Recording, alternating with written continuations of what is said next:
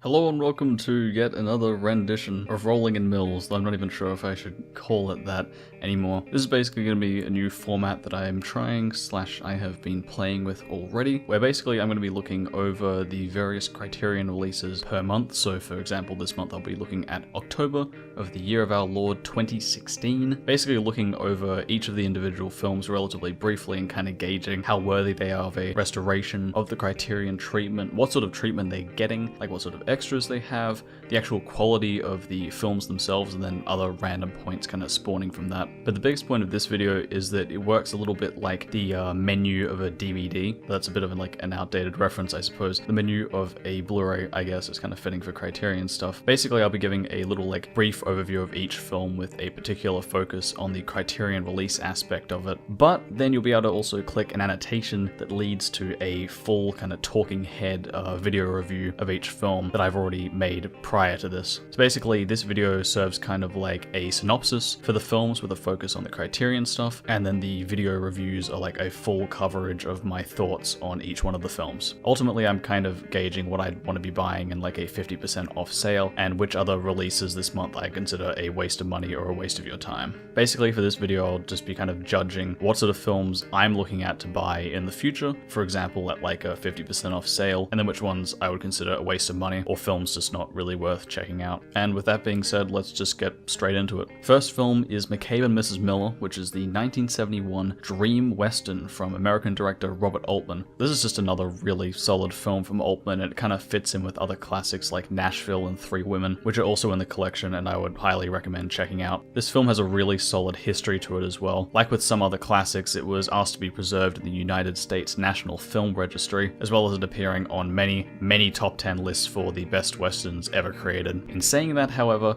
this does not function like a normal western. In fact, Altman even calls it an anti-western, due to it basically undermining many of the conventions of that genre in an absolutely spectacular fashion. Furthermore, this is one of the most panoramic and stunningly visual films I've ever seen, which makes me very excited for the 4K digital restoration that this is getting. And that's especially pertinent considering that the only copy existing of this film is really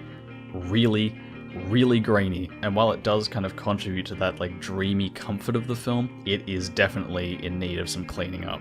Also, just in terms of the packaging, I really like the cover for this film, and I'm not really sure why, but I just really like it. I think it kind of captures the general comfy vibe of the film, seeing McCabe wrapped in those absurdly large furs, but I don't know, I just like it. Anyway, in terms of scoring this film, this is an 84 out of 100 for me, and I think it'll be a fantastic addition to the collection. It's a culturally important, genre-defining, and defying film, and one in much need of a restoration. It also comes with a making-of documentary, audio commentary from Robert Altman, archival interviews with cinematographer Vilmos Zsigmond, and I'm 100% that name is said incorrectly. It's also a gallery of production stills and an essay by Nathaniel Rich. And I think the making of documentary extras and the production stills will be especially interesting considering how visually focused this film is, as well as the actual making of it being very interesting. Kind of famously, the extras on set for the 3-month shooting time were basically allowed to live out the lives of their characters and kind of create who they would be in this 18th century setting. All around, it's just a really solid package.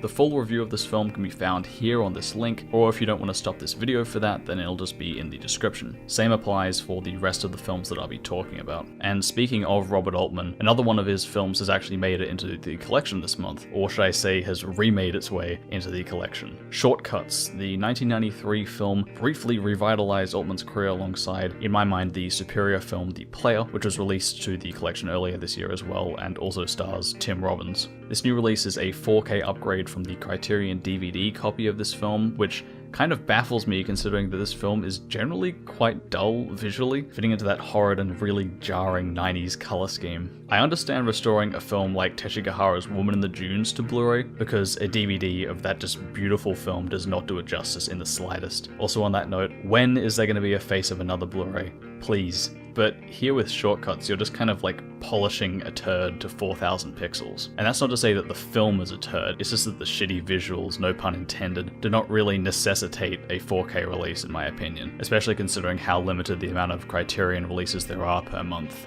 This release also comes with the standard essay, restored audio, conversation between Altman and Tim Robbins, and a full, behind-the-scenes, feature-length documentary of the making of this film, as well as some deleted scenes. The cover art is decent, but nothing incredible in my mind. As an actual piece of filmmaking, it's okay, but for me, at this point, it's kind of lost its charm a little bit. Though it does have some really oddball names with it as well, like Tom Waits and Huey Lewis of all people. In my mind, the main benefit of this film's creation is that it would later go on to influence Paul Thomas Anderson's films Boogie Nights and Magnolia, which are far superior in my opinion. Straight up, this is my least favorite Altman that I've seen so far. I actually feel like the vast cast of characters here actually works to this film's disadvantage, because it creates this really convoluted plot rather than a complex one, and a bunch of half-baked and weak character arcs rather than just a few really strong ones. Also, everything I mentioned there that this film fails at, like the weak characters, visuals, and plot, Paul Thomas Anderson basically strives through in Boogie Nights and Magnolia. Overall, this is a 74 out of 100 for me, which is obviously by no means terrible, but I'm just mainly disappointed that this film, out of the many DVD releases that could have been bumped up to 4K, was chosen instead. It's obviously worth a watch if you're a fan of Altman, and even if you aren't, but honestly, there's a far superior Altman film coming out this very same month, not to mention the other brilliant pieces already in the collection like Nashville and Three Women.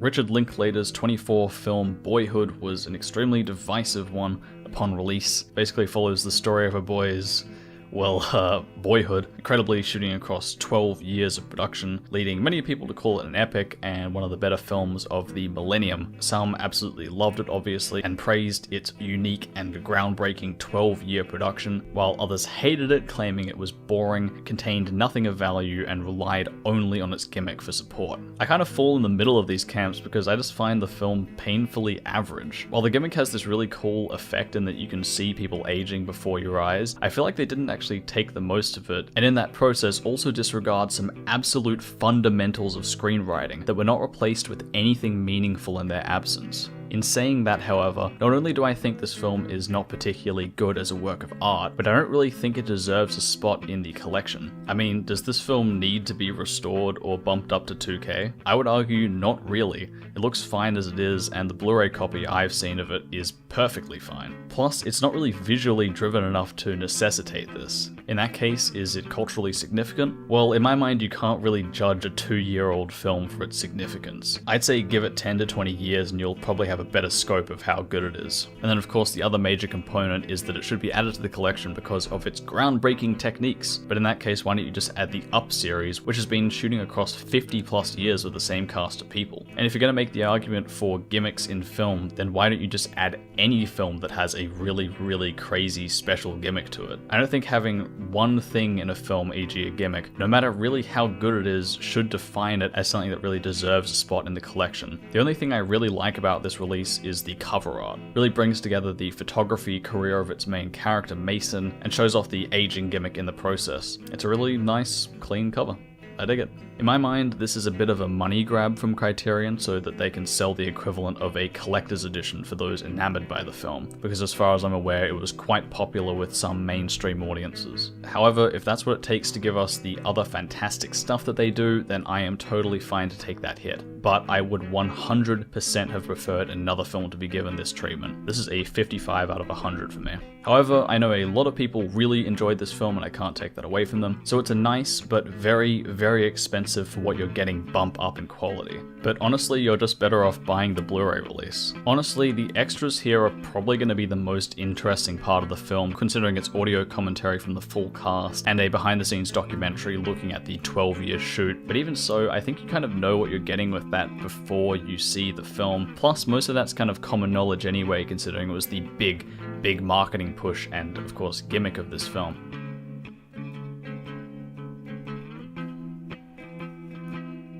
Pan's Labyrinth, the 2006 film from famed Spanish director Guillermo del Toro, is a welcome contemporary addition to the collection. It's one of the better popular foreign films of the ooze, telling a dark, gothic fantasy tale in the setting of post-Spanish Civil War. Famously, this is a quasi-remake of del Toro's previous, and in my mind, quite inferior film The Devil's Backbone. The incredible visual design lends itself to basically all aspects of this film, be it set design, costuming, lighting, blocking, whatever, which makes the 2K restoration even better. Unlike McCabe and Mrs. Miller though, the highest quality existing copy of this film is decent, but of course a 2K bump up is definitely welcomed. There's also some great extras here, like interviews and an audio commentary from Del Toro, a bunch of making of documentaries looking at the special effects and makeup in the film, as well as animated comics for some of the film's mythical creatures, which I think is really cool. These behind the scene extras should be especially interesting considering how much of a technical marvel this film is for costume and set design. And as the icing on the cake, it has subtitles written and approved by Del Toro himself, which is actually the result of his previous film The Devil's Backbone being poorly subbed by Spanish translators. Also, I just love the cover art on this one. I think the wonderfully gothic design and art style really just fits the tone of this film and incorporates the really important visual element of the fawn's head, as well as one of the many yonic entrances in the film. Ultimately, Pan's Labyrinth is a wonderful semi-coming-of-age piece with some beautiful visual design and stunning performances, making it an 84 out of 100 for me.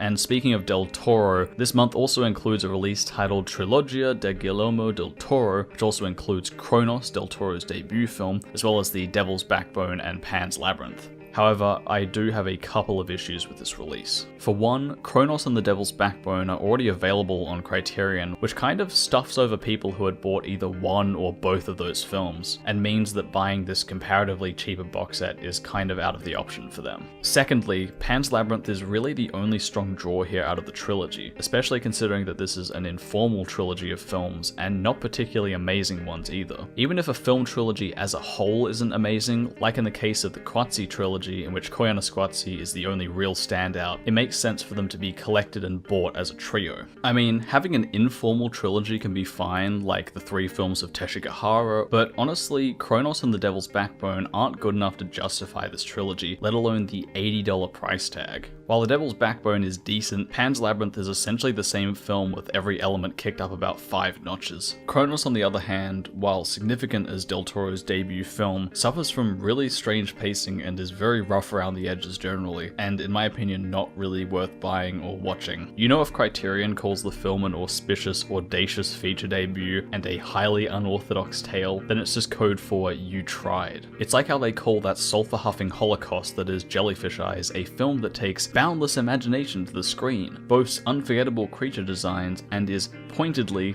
yes, pointedly set in a post-Fukushima world. However, the cover art for Cronos is really neat, same with The Devil's Backbone, I just absolutely love the design of that. Plus, it wonderfully sits as spine number 666. Unless you love Del Toro unconditionally, or you can get this really cheap, I would definitely not recommend buying this. Even with 50% off in a Barnes & Noble sale, I would still hesitate on this one. I mean, there are just so many better trilogies to go with, like Pasolini's Trilogy of Life, Rossellini's War Trilogy, or the Three Colors Trilogy, all of which are also far more important to cinema as a whole. The Executioner is a 1963 Spanish film from director Luis Garcia Belanger. It is a masterpiece of black humor, beloved in Spain but too little seen anywhere else. Okay, I gotta come clean here, and this is kind of awkward, but I literally could not find a single copy of this film, and I mean could not find anywhere. I mean, there aren't any online, and I checked various locations. I checked several film libraries across various universities, and they didn't have it. I checked various illegal websites for this, including private trackers, and I still couldn't find it. Though to be fair, I'm not on Pass the Popcorn or anything elusive like that, unless someone wants to hit me up with an invite, eh? So I guess my search for this apparent long-lost treasure is kind of a good sign of it getting a re-release. And in saying that, I even saw a thread on IMDb claiming that this was borderline impossible to find in Spain, let alone the rest of the world. And apparently it could only be obtained through something as ridiculous as like a magazine coupon offer, though I found no other evidence of that actually being true. To make up for this, I tried to watch this guy's other films, but yeah, they also aren't really around either. So yeah, that's where I'm at right now. Kinda hard to review and recommend something I haven't seen though. So yeah, this is obviously just a question mark out of 100 for me. Obviously I can't rate or judge something I haven't seen in the same way I can't recommend it or claim it's good or bad or whatever for the collection. To make up for this, however, I'm going to buy this film on Blu-ray and do a review of it at a later date. I will say though that this is the first film in a very long time that I have been completely unable to get a hold of, which is obviously terrible timing for this video. The Tree of Wooden Clogs is apparently a Bergman-esque Italian film from 1978 by director Ermanno Olmi. Now, I first discovered this film, strangely enough, under the Vatican's list of 45 great films, sitting under the category of values, which is not really surprising at all considering that this film has some pretty heavy Christian overtones. However, like other Christian masterpieces like Odette or Andrei Rublev, it doesn't hammer you over the head with any of its messages and instead functions completely on its own as a work of art. Now, I mentioned Tarkovsky before due to the deliberately slow and naturalistic pace, which is not surprising considering that the Italians helped to formalize this style with the neo-realist movement. But it's also a strange coincidence considering that Tarkovsky's last two features were shot in Italy due to him living there after defecting from Russia. In particular, the focus on nature and just letting the camera sit there for these beautiful shots reminds me quite heavily of Tarkovsky's film Nostalgia, which I would highly recommend to anyone. And then the plot of these like dilapidated, poor farmers really struggling to get by kind of reminds me a bit of Tar's Southern Tango, though little else besides like the basic plot elements. While I really like this film, it does come with quite a heavy disclaimer in that it is definitely not for anyone. And one of the reasons is because I know that it will simply bore some people to absolute death. The 3-hour runtime can really feel its length at times, especially for me. The first hour and a half I kind of struggled with before I really became engrossed in it, but obviously that'll change from person to person. In saying that, some people will obviously find this as beautiful and wonderful as I did, but I just know that some people will really struggle with it, and it is a very specific pick. Also, due to this being a period piece and trying to depict life as naturally as possible, there are 2 scenes that involve the real-life killing of animals, one in which a pig is executed, bled out, which basically means its blood is collected in a tin can, and then it is gutted fully on screen, and all of this is shown. I'm not really bothered by this at all, and I've seen real life footage of this kind of thing anyway, but I know obviously that some people would kind of be offended by that or wouldn't want to see that, so obviously take that into consideration as well. I also agree that this is just generally a really great pick for the collection for multiple reasons. One, it has significance to film due to it winning the Palme d'Or, which has to count for something obviously. 2, it's an underrated classic in many people's minds, and the only reason I had actually heard of this film prior to the Criterion version is because a friend of mine showed me that Vatican list, which I would highly, and I mean this unironically, highly recommend checking out. They've actually got some seriously fantastic recommendations on there. 3rd, while not in dire need of a restoration unlike McCabe and Mrs. Miller, the entire time I was watching the film I was just envisioning that like A Brighter Summer Day cleanup video that Criterion released, which shows them restoring that film just incredibly from its awful Laserdisc edition. And so when I was watching this, I could just tell it would look amazing in 4K. It's just got that type of film grain, that 70s film grain there's just something about the colors that is so beautiful. It almost looks washed out, which is generally a negative, but there's something about it that just feels so natural, which is of course also complemented by a lot of the natural imagery in the film. There aren't a huge amount of extras on this release besides the usual essay and 2 interviews with the director Olmi, but I mean, these should be sufficient in enlightening a little known film like this one is. Overall, this is an 86 out of 100 for me.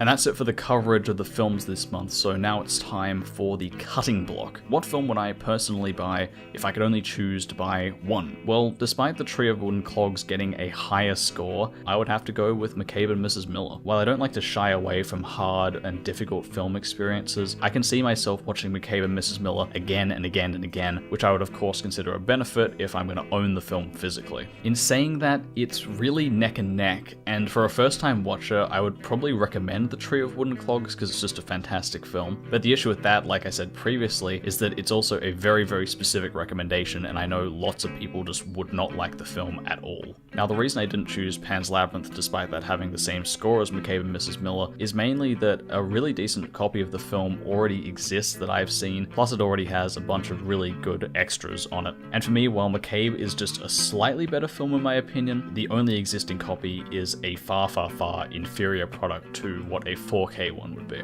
So what is the worst addition to this month? Well, the clear-cut contender for me is just Boyhood. I mean, it just seems so unnecessary, and while being a really average film in my mind, it just doesn't really lend itself in any way to what Criterion is about. I mean, sure, it did something new and kind of groundbreaking in terms of shooting across 12 years, but I mean, tons of films have really interesting gimmicks, and many of them actually take full advantage of those. Plus, if you want to watch another series of films which are also, funnily enough, by Linklater, then why not just release the Before trilogy on Criterion, which I would consider a far superior piece as a whole. Plus, you also get to see Ethan Hawke age just like in Boyhood, but he's actually a nuanced and compelling character in those films. The trilogy of Del Toro's films wins the best cover art, though considering Kronos and Devil's Backbone were already on Criterion, the award has to go to Pan's Labyrinth.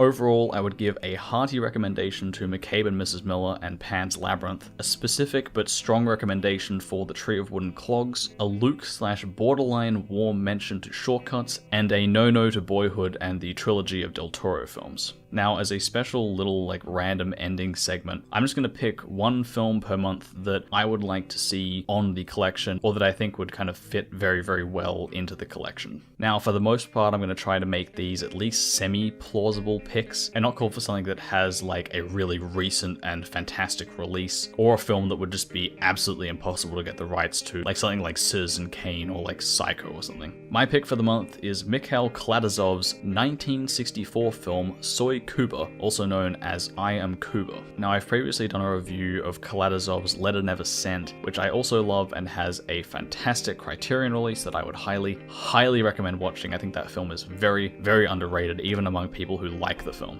But in my mind, Soy Cuba is just on another level. It is visually and technically one of the most groundbreaking and mind-blowing films I've seen. There are some shots in there where I just don't know how they've done them in the slightest. I mean, it would be stuff that would be difficult to do now even with CGI. But this is from 1964. How do you do some of the shots in this film? Just mad. Especially, and if you've seen the film, I'm referring to the cigar shot. Please, someone tell me how they did that. The crane work in that film is just bonkers.